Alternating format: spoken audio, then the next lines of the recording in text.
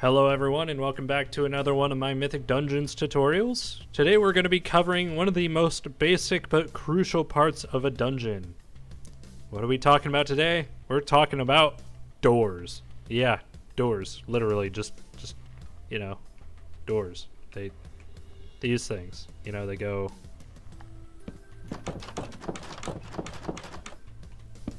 Yeah, so they're essential. They're going to be how you progress through dungeons, probably. They're going to be really cool gameplay situational gates that can be unlocked through various means, and that's going to be part of actually. Sorry, my words are everywhere right now. That's going to be part of what we are going to be talking about today. Since there's so many different ways to unlock doors, I kind of want to go through some really cool ones. I have a few configurations set up, however, I don't have the functions themselves set up, so that way anybody who wants to can just simply follow along. And we're just going to go ahead and jump right to it. Let's go ahead and go into our latest world, my first dungeon. This should look pretty familiar to everybody here. And we're just ignoring all of that.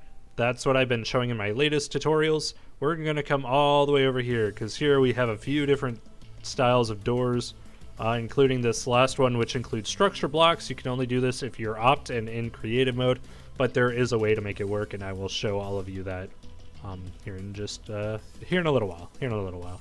Okay, so let's talk about our first door. This one's pretty simple, right? I mean, it's a door. That's that. Essentially, you can start it a couple of different ways. One thing I'd like to let everyone know is if you do on dungeon start. Actually, let's just go and do this first. Location function, door controller. So if you were to do on dungeon start, this will mean anytime the dungeon starts, the door will just open. I don't think it's. I don't know, it might be good for a few doors, it might be cool for decorational purposes, but if you want to have an actual functioning door, I would not recommend using this trigger, as it will always start open.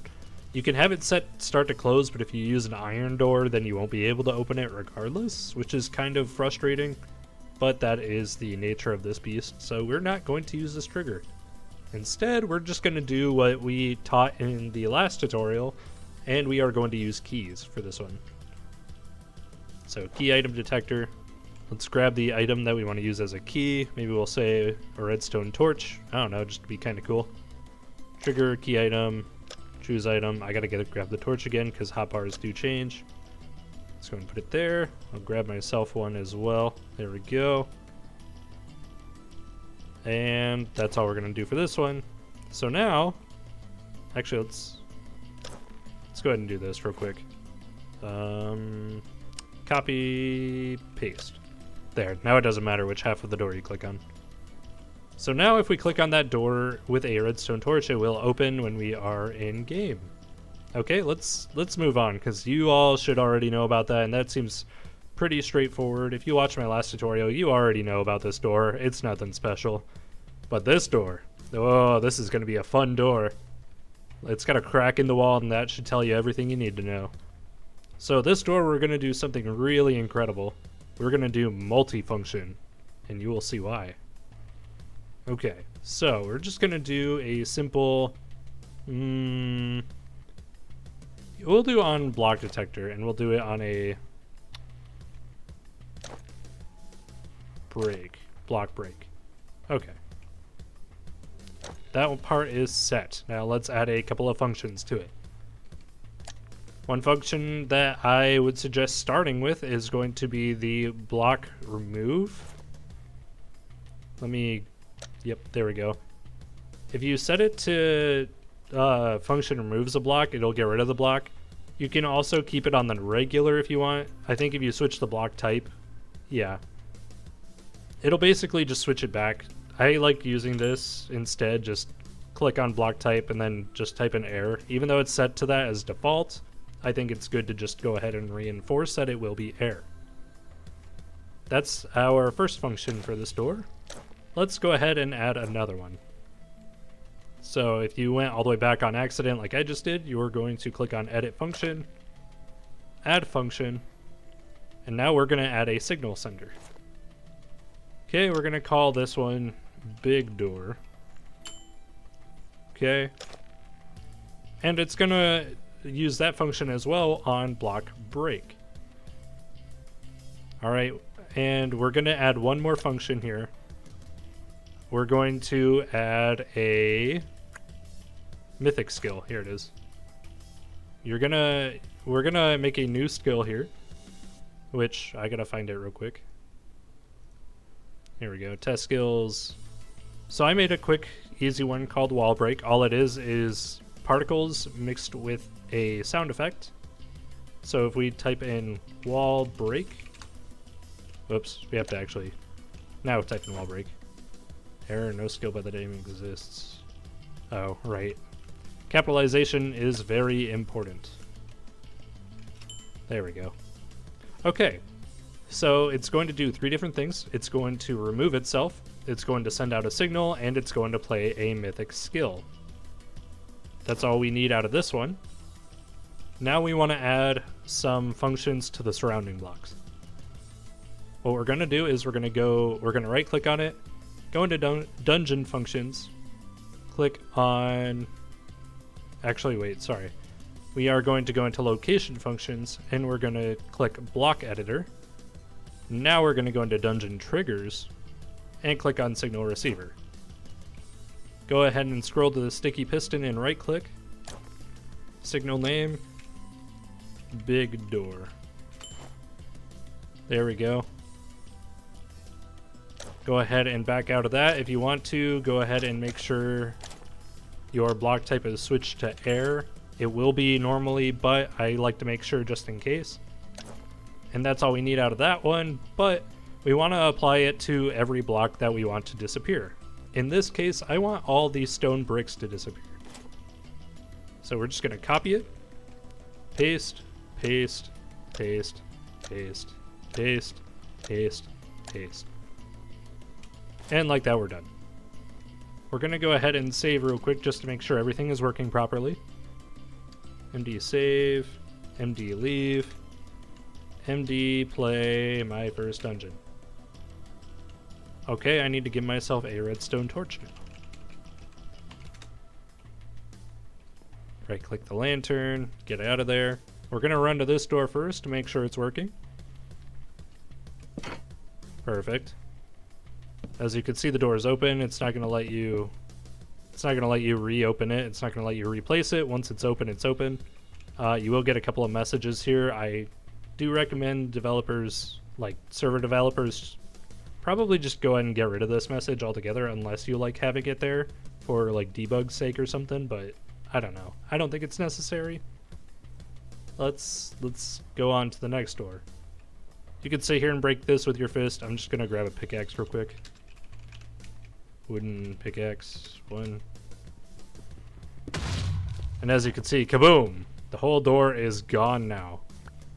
Your main block will drop. You might have to do some configuration settings either in the Mythic Dungeons plugin or through a separate plugin to prevent item drops.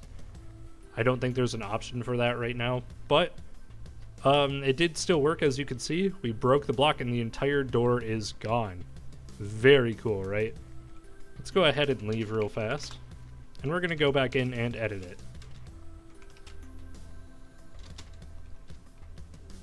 So next we have this little door here that looks like it's about ready to, you know, throw some punches. Looks like a little boxer just flexing on us right now. What we're going to do, actually, we're going to want to get rid of these redstone blocks, but not yet. What we will do, let's go ahead and right click on one of them. Location functions, block editor, and we will do mob death counter. Yeah, we'll do that one. Mob death, we'll say husk, amount 2.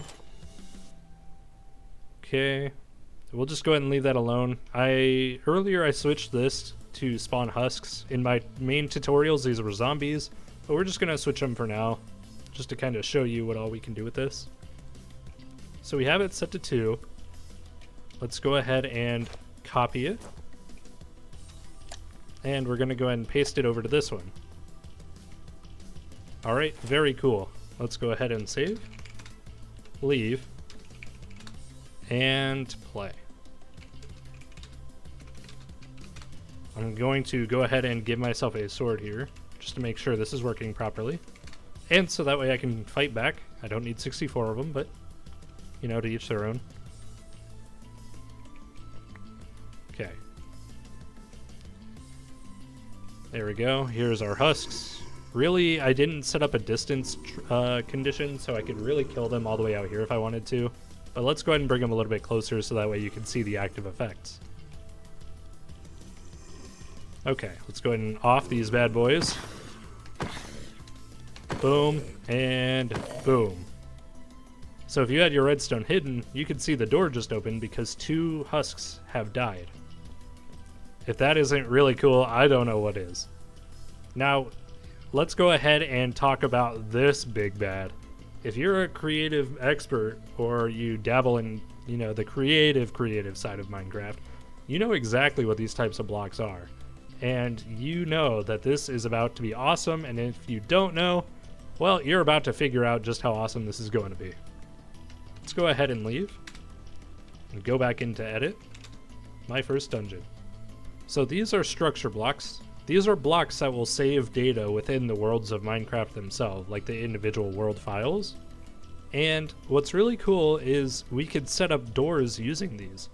If you want to get fancy, you can make animated doors using them, but we're just going to use a simple on-off style door. So what we need to do is we're gonna name this one Dungeon Door. We'll mess with the relative position and all that here in just a moment. Make sure we have it set to save, detect, and then let's go ahead and just do this for now. 1, 1, and 1. That way we can see what we're doing. If you're wondering how to acquire these blocks, you need to type a command in game, I structure block 1. And that's what these blocks are. They change appearance based on what mode they're set to. Load, corner, save. Alright, so we're not going to worry about any of that yet. Let's go ahead and make ourselves a very simple door. I'm going to utilize some of these materials here, as well as maybe a gold block, just so that way we can add a function to it. You can add a function to any block, but this is going to make it painfully obvious which block we need to interact with. Alright, so this is going to be our basic closed door. As you can see, it's nothing special, but it will get our point across. I guess I probably could have built it closer to the structure block, but that's okay. We're getting somewhere. Okay, here's our door. That took way longer than expected, but that's, you know what, here we are. So we're going to go ahead and save it by clicking on this right one here in all caps, save. Okay, and now we are going to change it to load mode. Now, here's going to be the really interesting part. We need to set up 2 different functions here. We need to set one up by the block, wherever we decide to hide it at. You can hide it behind walls, you can hide it underground. Since we have relative position, you can literally load it wherever you want. Let's go ahead and turn the bounding box off. Okay. So first we're going to add a function here.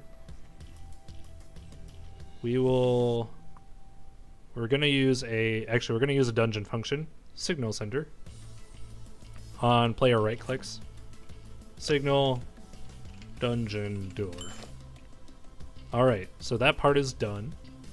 Next, we're going to add one to this block. I just remembered there's a step we skipped, so we're going to go back on it here in a moment.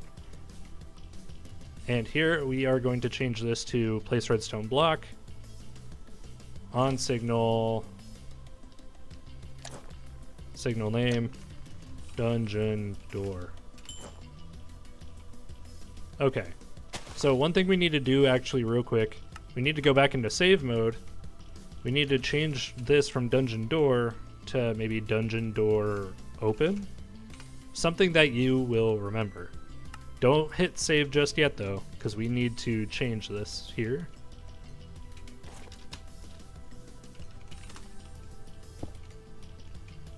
We'll do set air Now we'll save it.